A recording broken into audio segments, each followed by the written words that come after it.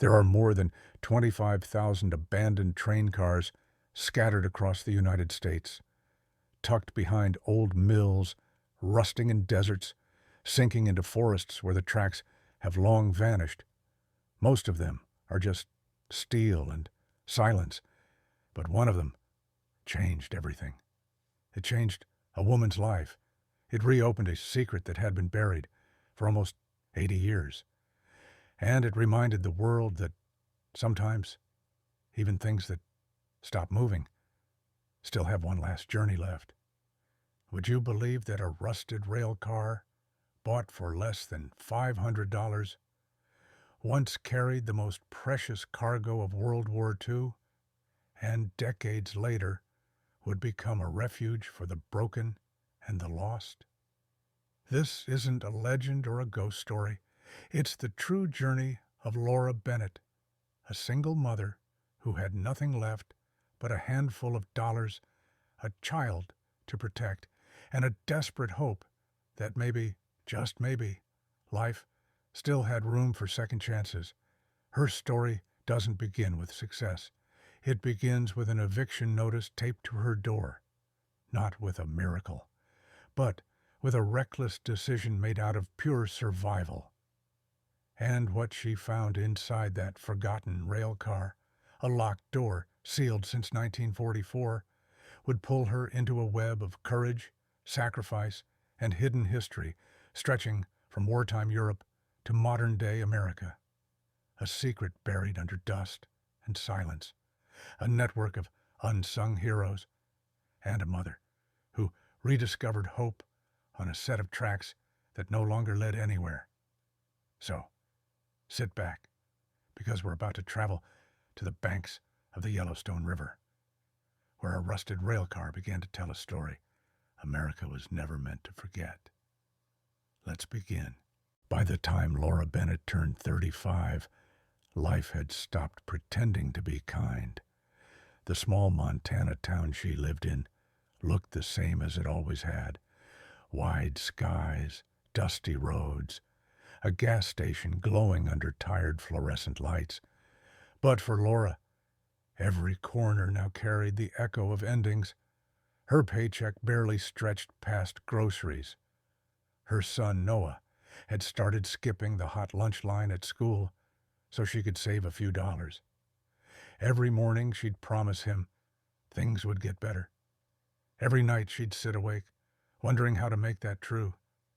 Then came the notice, a thin pink slip taped to her trailer door.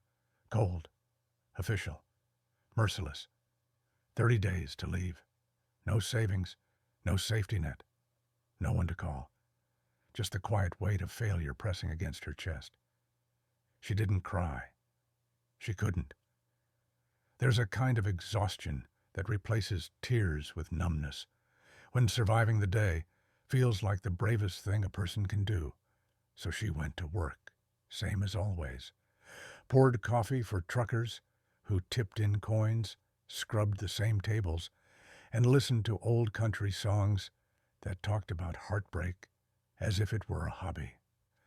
That's when Harold Pierce slid the newspaper toward her. He was one of those men who'd lived long enough to stop pretending life made sense. A retired rail engineer with silver hair and a voice that creaked like old oak. "You ever think about starting over somewhere no one expects you to?" he asked. Laura gave him a polite smile. "You mean like Mars?" He chuckled and tapped the paper. "Closer than that. Take a look." The ad was barely visible through the grease smudge. Old rail car, for sale, $400, or best offer. Needs work. She laughed. "I can't even afford rent, Harold. You think I can buy a train?" But he just leaned closer, eyes soft. "You can't afford rent because rent keeps you trapped. Sometimes you have to buy something broken to fix yourself." It sounded crazy, the kind of advice people give when they don't have to live with the consequences. But that night, alone in her dim trailer, Laura couldn't stop thinking about it. A rail car, abandoned, rusted, forgotten. just like her. It wasn't much, but it was something. And in a world that kept taking, maybe something was enough to fight for. She did the math on a crumpled receipt. $400 meant the rest of her savings and the overtime she hadn't been paid yet. It meant risking everything she had left. But losing everything was already on the schedule. What difference would it make if she lost it, chasing a chance instead? At dawn, she made coffee strong enough to taste like courage, left a note for Noah's babysitter, and drove toward the edge of town. The road stretched empty and endless, framed by frost and prairie light. As miles rolled under her tires, she felt the strange pulse of something she hadn't felt in years. Possibility. Somewhere beyond those hills, an old rail car waited, sitting quietly on dead tracks. She didn't know it yet, but that was where her story, and another story, buried beneath decades of dust and silence, would begin to intertwine. Sometimes life ends not with a crash, but with a whisper that says, "Try one more time." And that whisper had just taken the shape of a forgotten rail car by the river. The road that morning was long and quiet, the kind of silence that hums in your ears when you've been driving too far with nothing but your thoughts for company. Laura followed an old dirt trail that ran along the Yellowstone River. The map Harold had drawn for her looked like it had been copied from memory. Jagged arrows, faded pencil marks, a note that said simply, "When you see the cottonwoods, you're close." And then she saw it, half buried in tall grass, leaning slightly to one side. The rail car rested like a forgotten monument.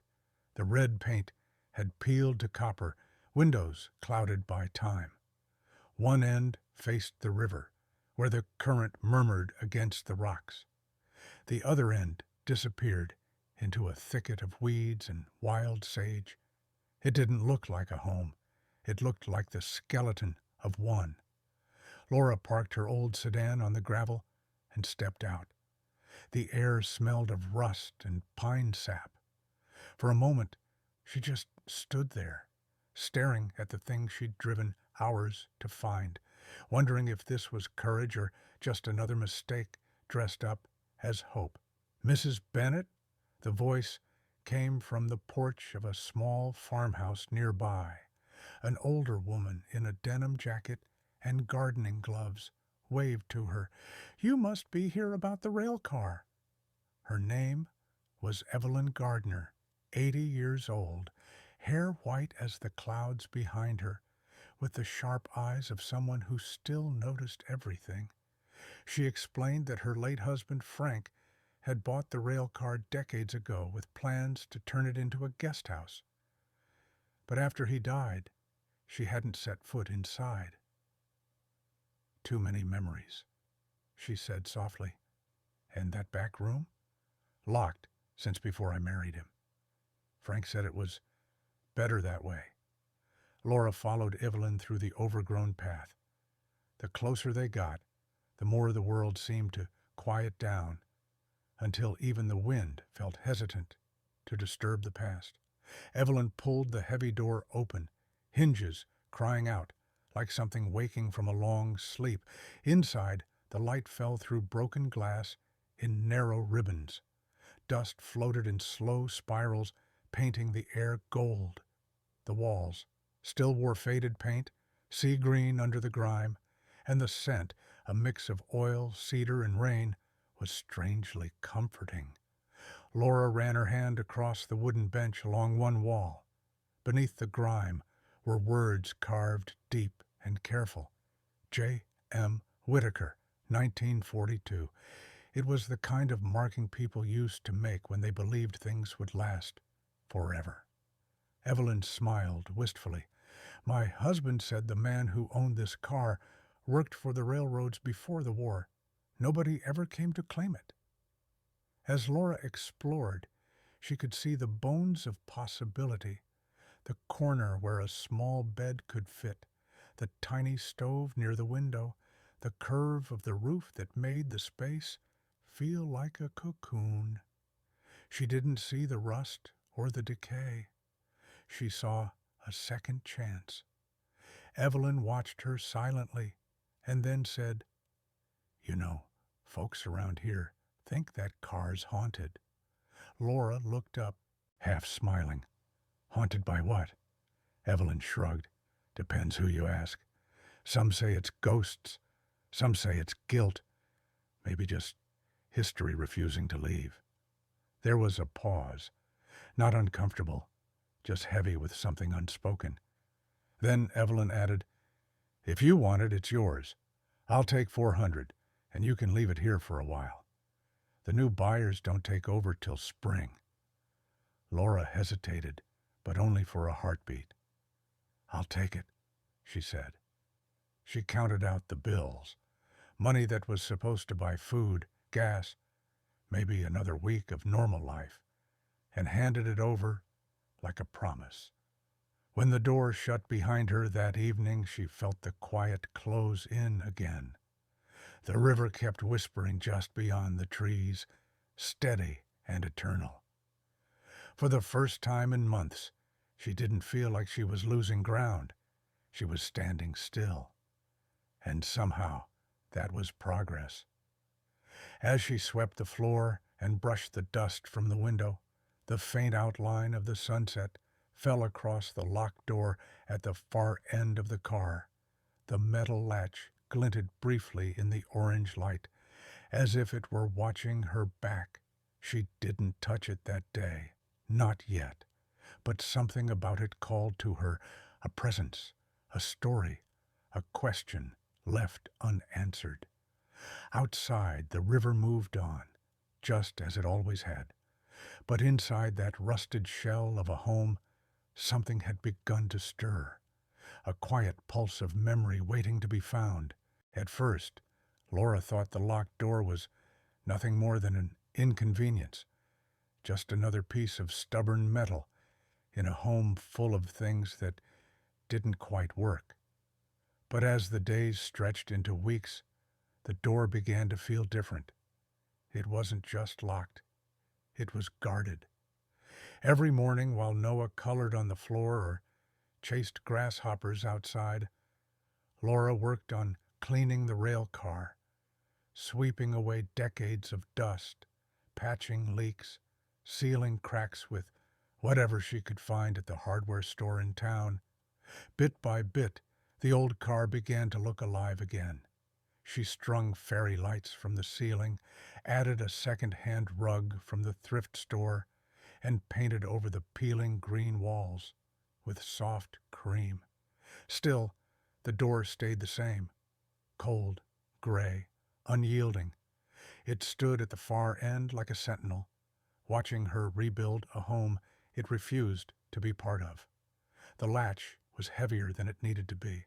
The hinges were newer than the rest of the car, the screws shinier, like someone had replaced them more recently than the 1940s. Around the edges of the frame, the paint didn't quite match. Whoever sealed it wanted it to stay that way. At night, when the wind came down from the river, the metal seemed to hum faintly. Once, Laura thought she heard something shift behind the door. Not movement exactly, but a hollow echo, like a whisper caught in a jar. Noah was the first to ask about it. "Mom, why don't we open that room?" She smiled, pretending she wasn't curious. "Because it's locked, buddy." "What if there's treasure in there?" She ruffled his hair. "Then it'll wait for us."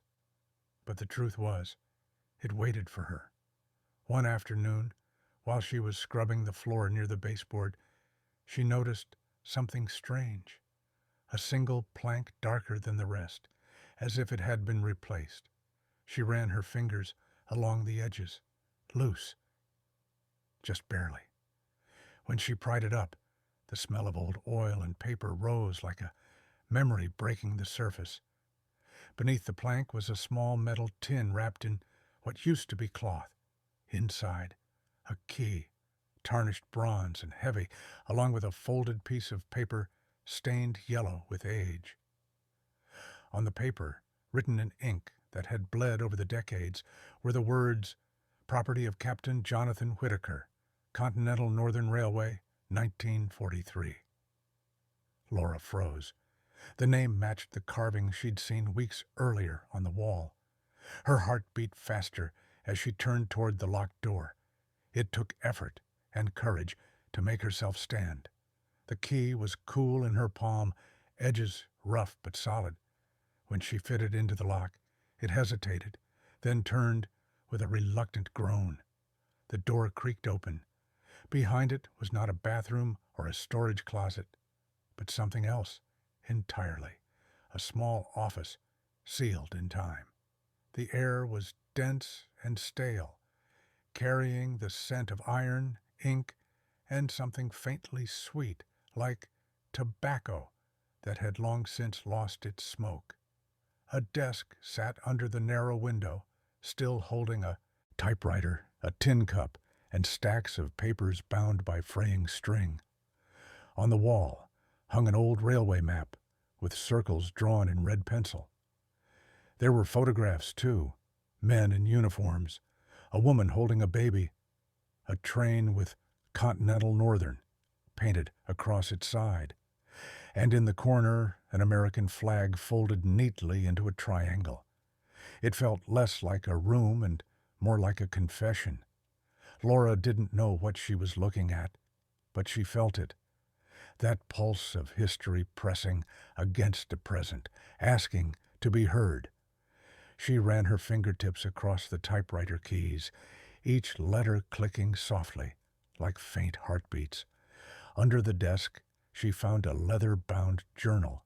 Its spine cracked as she opened it, revealing pages of tight, deliberate handwriting. The first line stopped her cold. If someone finds this car, know that it once carried more than steel and passengers. It carried hope, and it carried fear. She sat down, the journal trembling in her hands. The room around her seemed to shrink, the light thinning as the past began to seep in.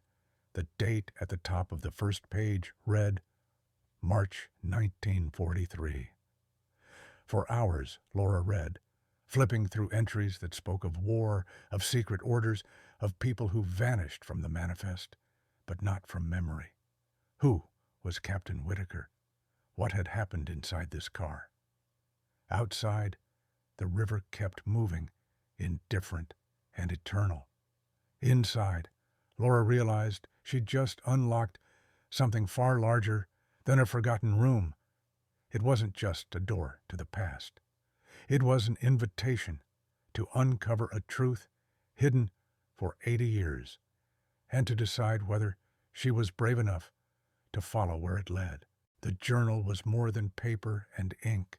It was a living pulse of another lifetime.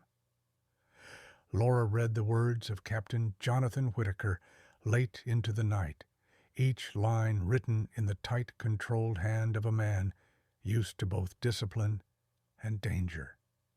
The pages smelled faintly of oil and tobacco, and the corners were soft from the touch of someone who had read and reread his own secrets. The first entries were dated 1943, the height of World War II. Whitaker wrote from the perspective of a railroad engineer working for Continental Northern Railway, a company contracted by the U.S. government to move troops and supplies across the country. But scattered among the notes about freight schedules and engine repairs were sentences that didn't fit. Phrases like special cargo, no manifest, or escort requested by OSS. Laura had to look it up. OSS, the Office of Strategic Services, the shadow organization that later became the CIA.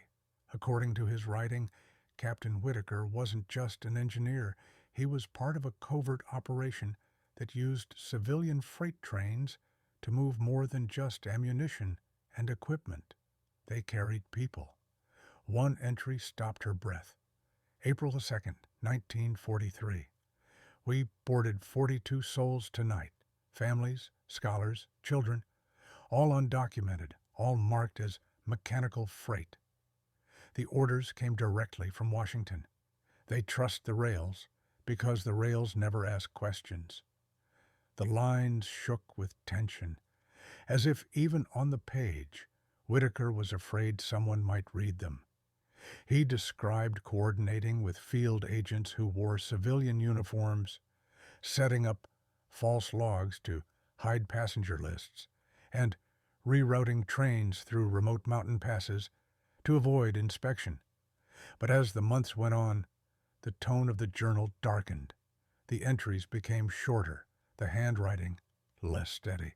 He began to mention a man named William Hargrove, a wealthy industrialist whose company had funded parts of the railway expansion, a man with influence in both government and war contracts. Hargrove visits the yard often. He says our shipments are patriotic duty. But I've seen the containers. Some are empty, some are not. And none of it feels like duty anymore. Laura's fingers trembled as she turned the pages. The journal went on to describe something called Operation Hollow Light, a transport scheduled for December 1944. The mission's purpose was unclear, but Whitaker wrote about cargo that must never reach the Atlantic. It was the last entry. After that, nothing. No closure, no explanation. Just silence. When Laura looked up from the final page, the rail car around her felt heavier. The walls, the air, even the shadows seemed to hum with unfinished history. She couldn't stop thinking about the man behind those words, a soldier who had risked everything and then vanished without a trace.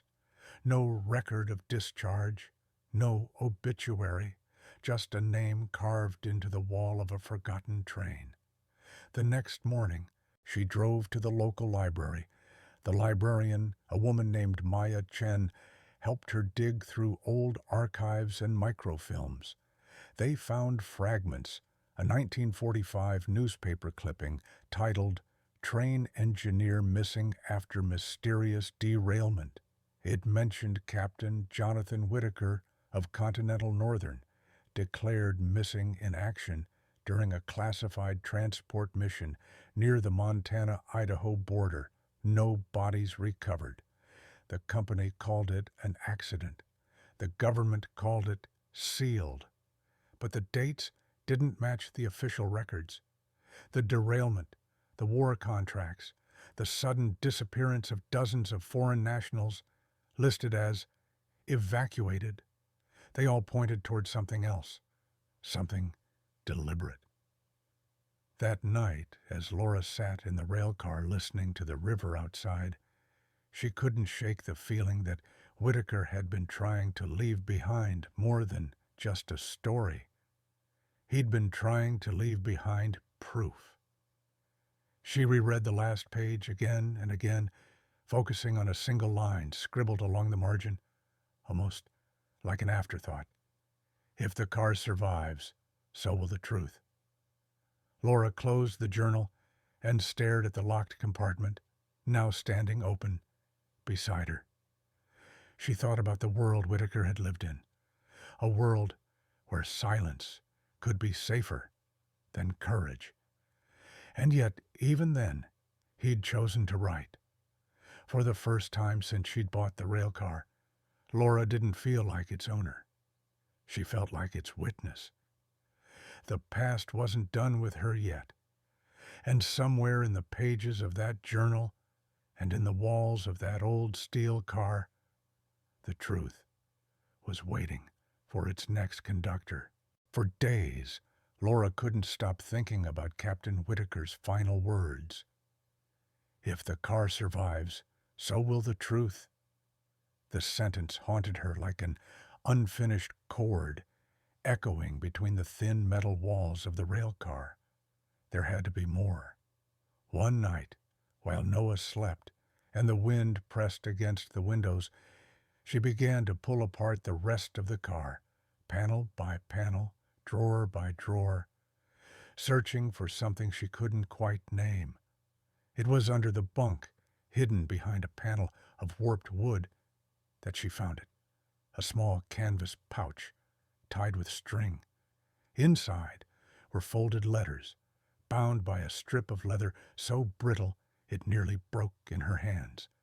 Each envelope was stamped with the seal of Continental Northern Railway, but the ink was smeared, the names faded. On the back of one, written in hurried pencil, were the words, "The Underground Line." She spread the letters across the desk in the secret office and began to read. The first was dated February 1944, and it wasn't from Whitaker at all. It was written by a man named Sergeant David Kellerman, one of the OSS agents Whitaker had mentioned in his journal. "Jonathan, the work continues. The line holds. Last week, we moved 9 people, professors, a rabbi, 2 children, through the northern corridor. They reached the Canadian border safely. You were right. The rails can hide what the roads cannot." Another letter followed, signed by Miriam Levin, a refugee from Poland. "Captain Whitaker, they told me not to write, but I had to. The child you carried on the train that night, my daughter Ruth, she lives because of you, because you did not look away." Laura's hands shook as she turned each page. The letters described a secret network, not of soldiers or spies, but of railroad men and women who used the tracks themselves as a lifeline. They smuggled Jewish refugees, escaped prisoners, and resistance allies across the U.S. and Canadian borders under the guise of freight shipments. They called it the Underground Line. The parallels struck Laura immediately. In school, she'd learned about the Underground Railroad, the 19th century network that helped enslaved people reach freedom. But this was its forgotten echo, born in the age of steel and smoke when the world was once again divided by walls and fear. The letters painted a portrait of courage that didn't fit neatly into history books. Conductors who falsified train logs, factory clerks who slipped ration cards to strangers, and engineers who risked firing squads to open the door of a boxcar for one more soul. But there was more beneath the surface. One letter, addressed to J.W., was written in a code of dashes and dots. Morse, just like Whitaker had used in his notes. Laura copied it down and spent hours comparing it to the alphabet she found online. The message, when translated, was chillingly simple. Someone betrayed us. Keep the car sealed. Trust no one from the company. That single line changed everything. It wasn't just a story of bravery anymore. It was a story of betrayal, of people who disappeared because someone wanted them forgotten. It explained why Whitaker's final mission had gone silent, why the derailment had been covered up, and why this car had been sealed like a tomb. When Laura shared the discovery with Maya, the journalist was stunned. Together, they began piecing together what they could verify, comparing names from the letters to immigration records, war archives, even newspaper clippings. And to their astonishment, some of the people mentioned were real. They found records of a Ruth Levin, who later became a music teacher in Montreal, a David Kellerman, who died in 1983 and was quietly buried with military honors. Each confirmation made the story more tangible and more urgent. As the truth grew clearer, so did Laura's understanding of what she had found. The railcar wasn't just a relic. It was a vessel of memory. It had carried not only refugees through the dark, but also the guilt, the fear, and the faith of those who believed saving one life was worth any risk. Late one night, Laura sat alone in the car, the letters spread before her like constellations of the past. The tiny lamp flickered, casting her reflection over the glass of a framed photograph on the wall, the one showing Whitaker and a small crew of men, smiling faintly, unaware of the tragedy that would soon follow. She whispered to the empty air, "You did it. You saved them."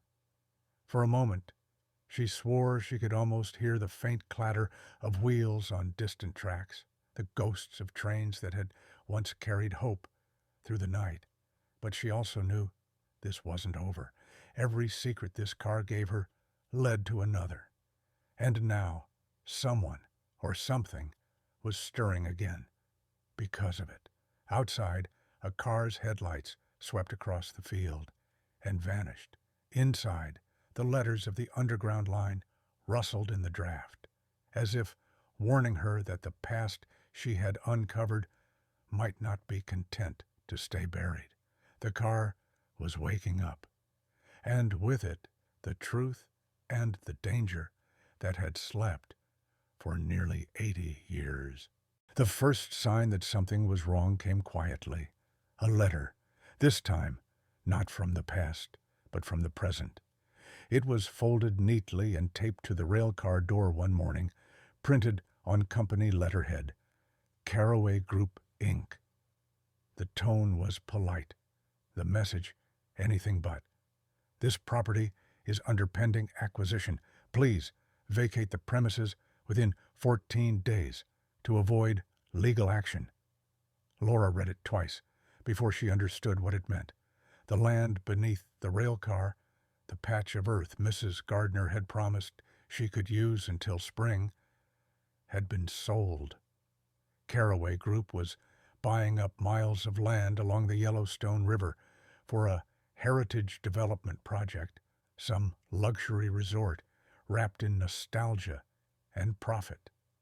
At first, she thought it was a coincidence, but then she saw the logo at the bottom of the letter, a stylized set of train tracks circling the letter C.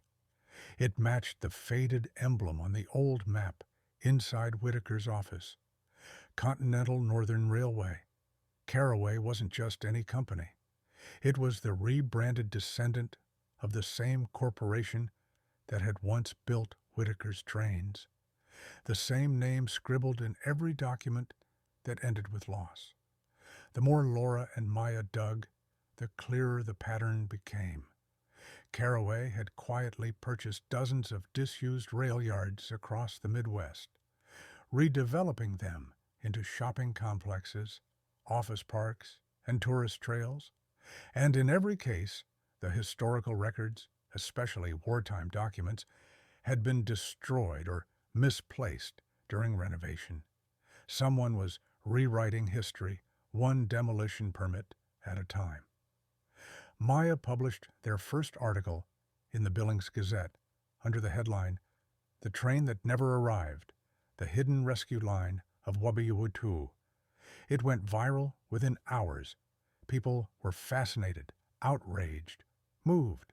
Historians reached out. Descendants of Holocaust survivors wrote emails thanking Laura for keeping the story alive.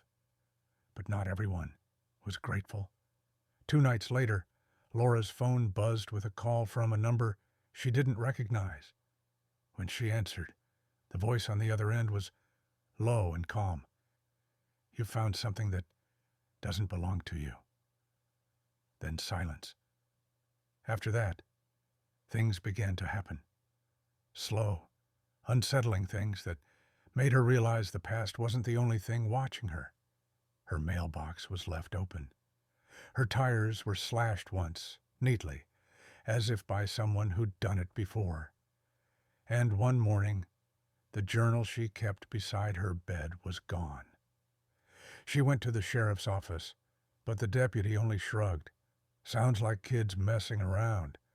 Maybe you should move that train off private land before things get complicated."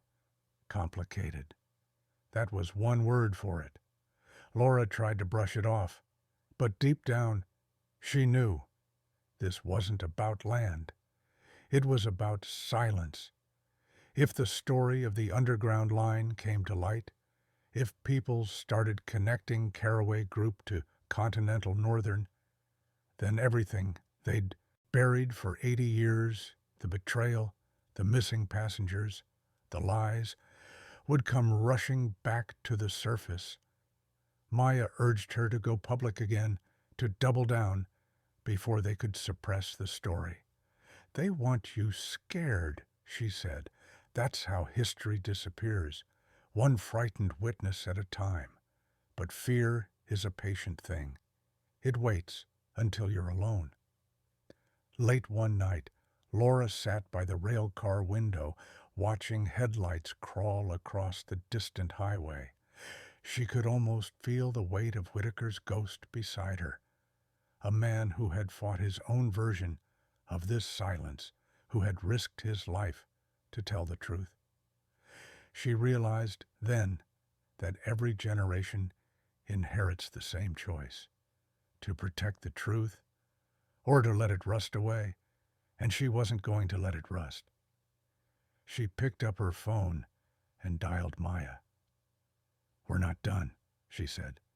"There's something here they're still hiding. We're going to find it." Outside, the wind pressed hard against the walls of the rail car, rattling the loose panels like chains. Somewhere beyond the dark, an engine horn echoed, faint, distant, like a warning carried through time. The story that had slept for decades was no longer just a mystery. It was a threat, one that reached from the war years straight into the present, and now straight to her door. Laura didn't know it yet, but the next clue, the one that would finally reveal what happened on that last mission, was already hidden beneath her feet, waiting for her to uncover it. The storm that night was relentless, sweeping across the valley like the world itself was trying to wash something away. Rain drummed on the roof of the rail car, seeping through old seams, tracing slow rivers down the window glass. Laura sat awake, restless, the letters and maps scattered across the desk before her. She couldn't stop replaying that anonymous voice on the phone, the warning that still hissed at the edges of her thoughts. Noah slept soundly in the bunk beside her, one arm tucked under his cheek. He didn't know the weight she carried now, the danger that came with the truth, but the rail car seemed alive, breathing with her. Every creak of the metal felt like a whisper, every flicker of the lamp like a heartbeat. That was when it happened. A sharp clink under the floor. At first, she thought it was the storm. Then again, clink, clink. Noah stirred. "Mom, what was that?" Laura grabbed the flashlight, heart pounding. The sound came from beneath the same loose plank where she'd found the tin box weeks earlier. She pried it up again, and this time her fingers brushed cold metal, a handle. There, hidden beneath a second layer of wood, was a compartment she hadn't known existed. It was sealed shut, edges rusted tight. It took her nearly an hour, a crowbar, and every ounce of her determination to open it. Inside was a small iron chest, heavy and locked with a clasp, stamped with the same initials she'd seen before, JMW. The key she'd used on the compartment still hung from her neck. She slid it into the lock. It turned with a soft, weary sigh. Inside lay a stack of folded documents wrapped in oilcloth, a black and white photograph, and a small metal film canister. The air that escaped smelled of dust and old paper, the scent of truth sealed too long. The first document was a train manifest, labeled Operation Hollow Light. The date, December 12, 1944. The destination, unknown. Her eyes moved down the page. 37 names, each with a nationality listed beside it. Polish, Czech, Hungarian, all marked as transit personnel. confidential. But the final column was the one that made her blood run cold. Every name was stamped with the same single word: missing. Laura covered her mouth. It wasn't just cargo. It was people, the last passengers of Whitaker's train. She held the photograph closer. A group standing beside the rail car, faces pale under the winter sun. Whitaker was there, in uniform, standing with one hand on the shoulder of a young girl, clutching a violin case. Behind them, faint but visible, was the company logo, Continental Northern. Maya arrived the next morning with coffee and her recorder. The storm had cleared, leaving the world raw and shining. When Laura showed her the manifest, Maya went silent.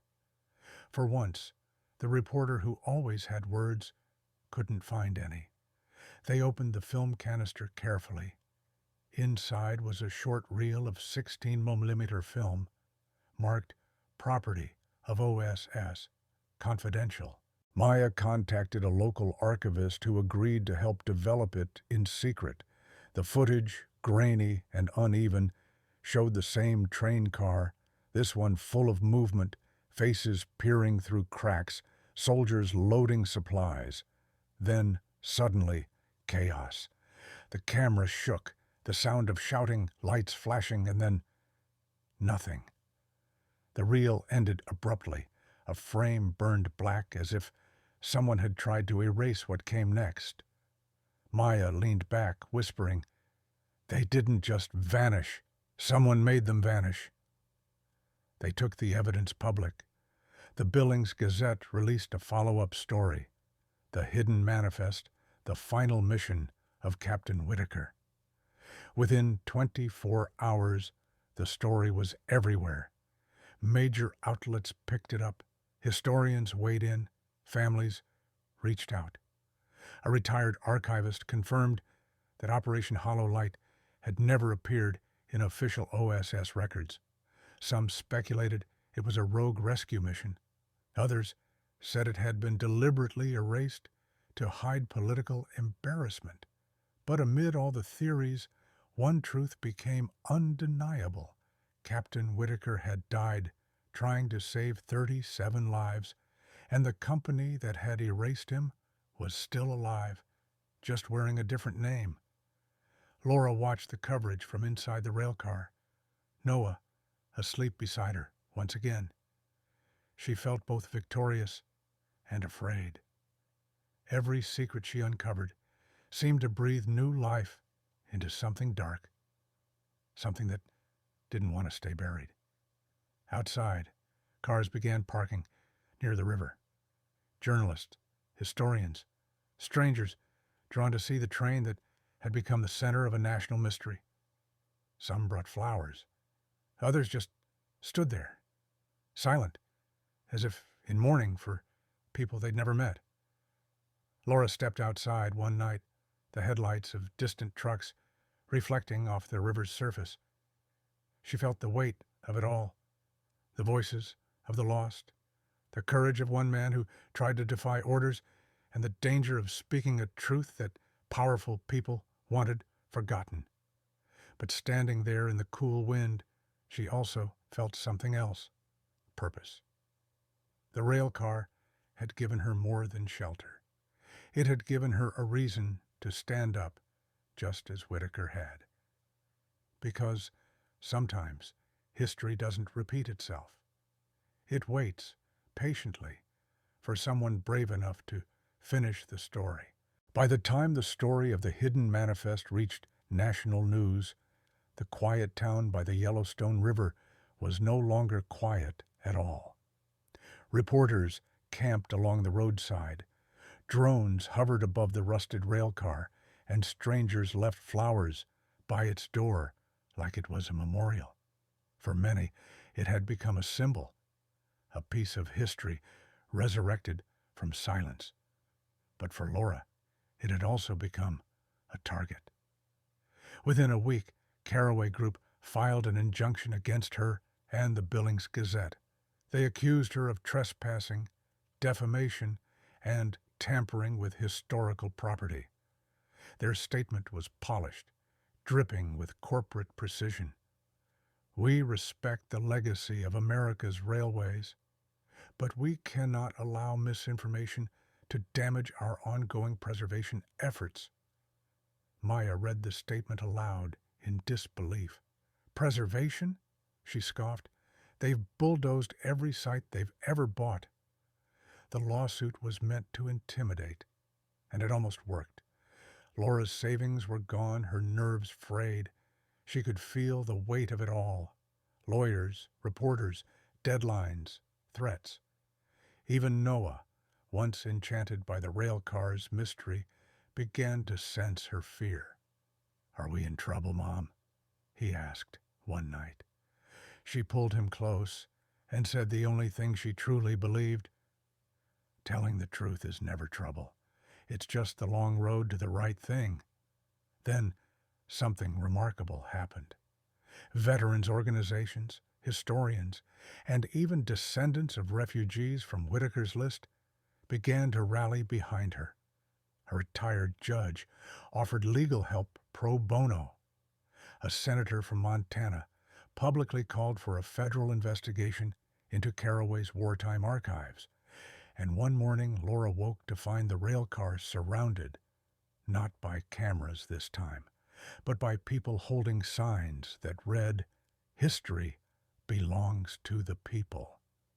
News broke that federal investigators had found a cache of shredded documents in a Caraway storage facility, internal memos linking the company's founders to wartime profiteering, and the cover-up of the 1944 disappearance.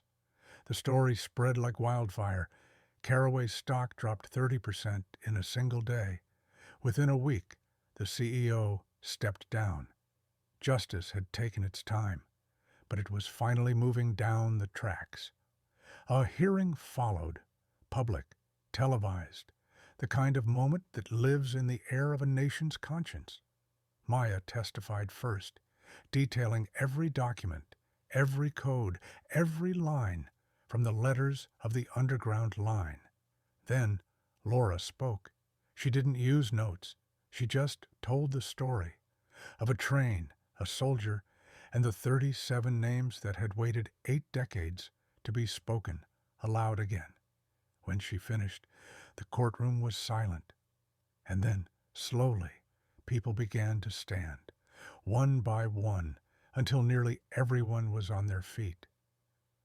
That night, the government officially recognized Captain Jonathan M. Whitaker as an OSS officer killed in action, posthumously awarding him the Medal of Freedom. His name was entered into the National Archive, his story finally unsealed. For Laura, it wasn't triumph that filled her chest. It was peace, the kind that comes when you realize you've carried someone else's torch far enough for the next hands to see its light. But victory has a strange way of feeling quiet.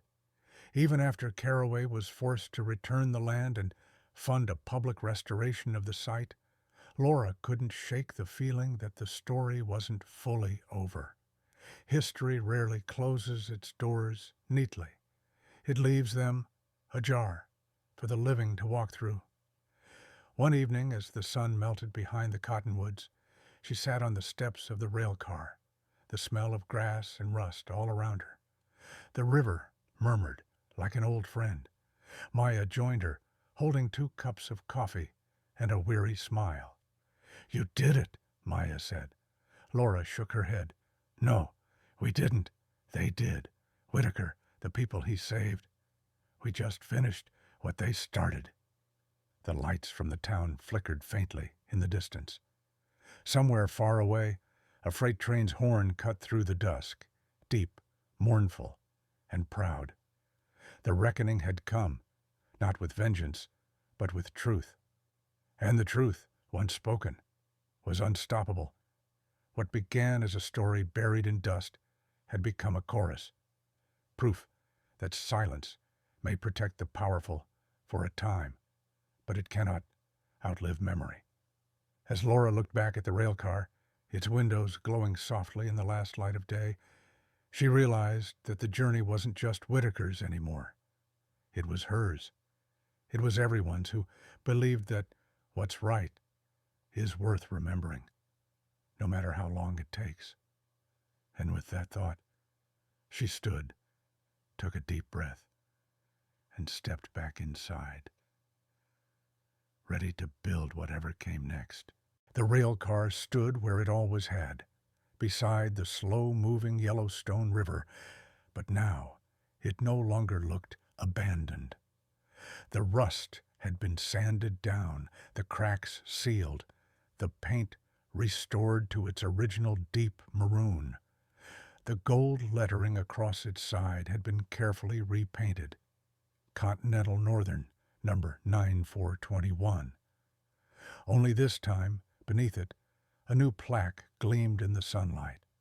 The Whitaker Sanctuary, in memory of those who carried hope through the dark. It had taken 2 years of effort, countless volunteers, and more than a few tears. The same car that once held secrets of war and betrayal now stood as a living memorial, and as something even greater, a refuge. With state support and a network of local donors, Laura and Maya transformed the rail car and the land around it into a community outreach center. Inside the restored compartments were sleeping bunks, shelves of donated books, a small kitchen, and a table covered with notes from visitors who came to share their stories. They called it the Sanctuary Project, a place where veterans, refugees, and survivors of domestic violence could find temporary shelter and the first steps toward rebuilding. Every week, people arrived from towns across Montana, young mothers escaping abuse, veterans haunted by silence, and those who simply needed to be seen. They found warmth in that narrow space, beneath the same curved ceiling that once sheltered soldiers and refugees on their desperate journeys. Laura greeted each of them personally, often repeating a line she'd once read in Whitaker's journal. "We are only keepers of the line for as long as someone needs to pass." Her words carried weight, especially because they were rooted in the railcar's truth, that even after pain, there can be renewal. The air inside felt different now, not heavy, not haunted, but alive. Laughter often echoed off the metal walls where whispers of fear once lingered.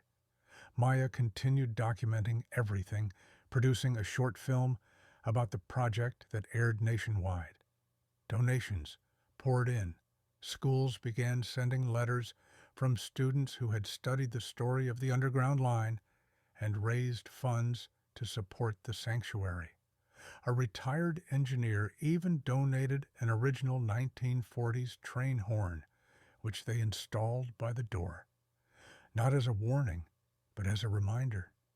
When the dedication ceremony was held, hundreds gathered by the riverbank.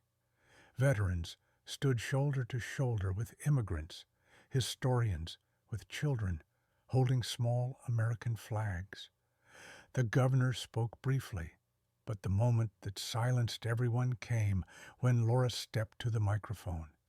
She looked out at the faces, so many she didn't know, and said quietly, "This train once carried people running from war. Now it carries people running toward peace. We didn't rebuild a machine. We rebuilt meaning." Applause rippled through the crowd, followed by the sound of the river itself. Timeless, steady, the same river that had once reflected only loss, now shimmering with hope.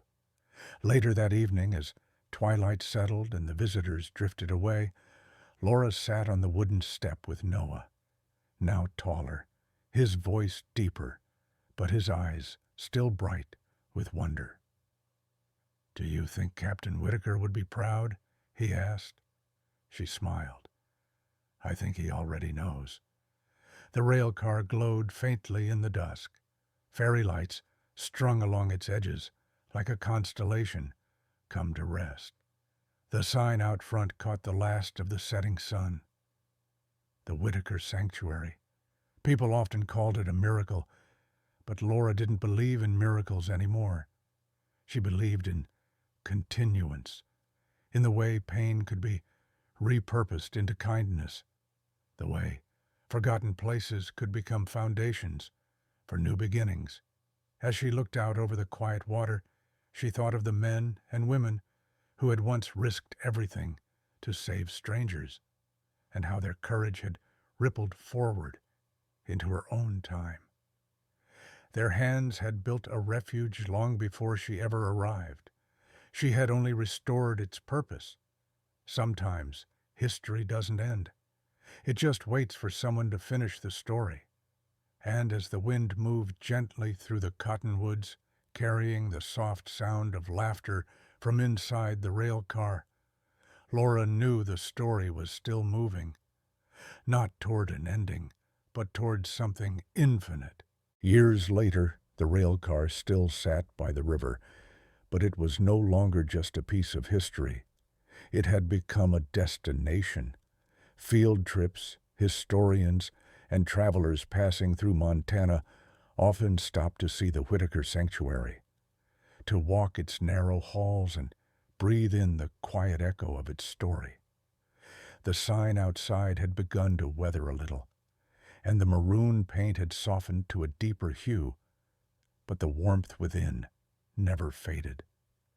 On the anniversary of the sanctuary's founding, Noah, now a young man studying history at the University of Washington, returned home.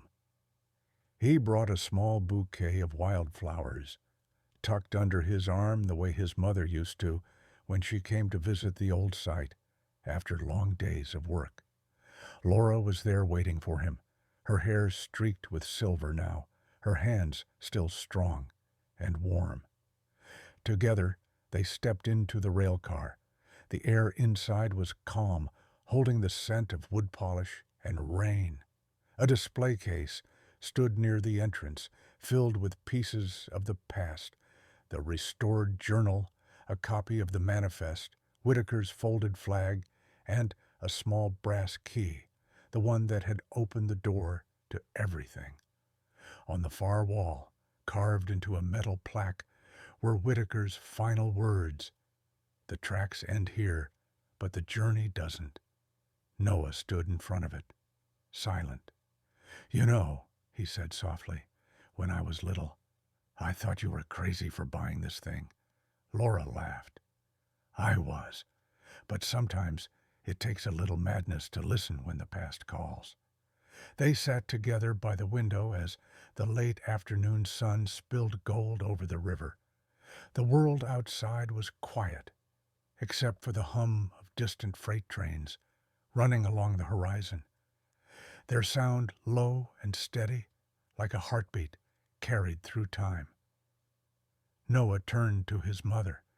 "Why do you think this story still matters?" She thought for a long moment before answering. "Because people forget too easily. Because the past isn't something that's behind us. It's something that asks us to do better with what's in front of us. Whitaker didn't save 37 people for glory. He did it because he could, because someone had to. That kind of courage doesn't belong to history. It belongs to whoever's listening." Outside, a family approached the sanctuary. A mother, a father, and a small girl clutching a stuffed bear. The little girl paused at the steps, looking up at the rail car, like it was something sacred. Laura smiled at the sight. "There," she said, "that's why." The evening ceremony began as the sun dipped behind the cottonwoods. Locals gathered with candles in hand, their soft glow flickering like stars. A musician played the violin, a haunting, beautiful melody written by a descendant of one of the refugees from Whitaker's list. When the music ended, Laura spoke briefly, her voice steady, warm, and filled with gratitude. "This car once carried fear," she said. "Then it carried truth, and now it carries hope. It reminds us that even when the tracks seem to end, there's always a way forward, if we choose to move." The crowd fell quiet, and then, as if on cue, a distant train horn sounded from across the valley. Deep, resonant, almost like an answer. Noah closed his eyes and listened. He imagined Whitaker at the controls of a train under moonlight, the faces of those 37 souls safe behind him, and his mother, decades later, keeping that same promise alive. When he opened his eyes, the night had deepened, and the rail car shimmered under strings of light, reflections rippling across the water. It looked timeless, untethered, as if it might lift from the tracks and keep moving on its own. As the final candle burned low, Laura and Noah stood side by side at the door. She rested her hand on the frame, the same door she had once feared to open, and whispered, "Thank you for waiting." The wind carried her words down the river, where they mingled with the sound of the train in the distance, the eternal rhythm of steel on steel, a heartbeat that never stopped. And there, in that quiet space between history and the present, the last car was still moving, not through the world, but through the hearts of everyone who remembered what it meant to keep the line open for one more traveler, one more chance, one more light in the dark.